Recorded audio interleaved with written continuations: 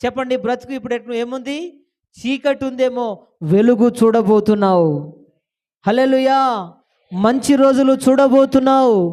Amen చెప్పండి. ఎంతమంది అయితే ఎంతమంది దగ్గర అయితే అప్పు చేశావో అంతమందికి నువ్వే అప్పియ్యబోతున్నావు. ఆమెన్ చెప్పుకో గట్టిగా. ఆమెన్ చెప్పండి గట్టిగా.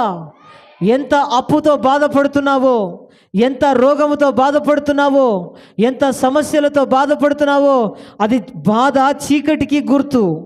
ఆ బాధ నీ చీకటికి గుర్తు. నీ చీకటిని నా దేవుడు వెలుగుగా చేయును, వెలుగుగా చేయును.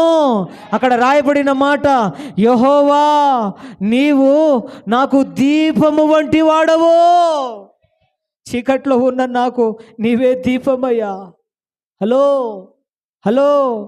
దీపము ఇల్లంతా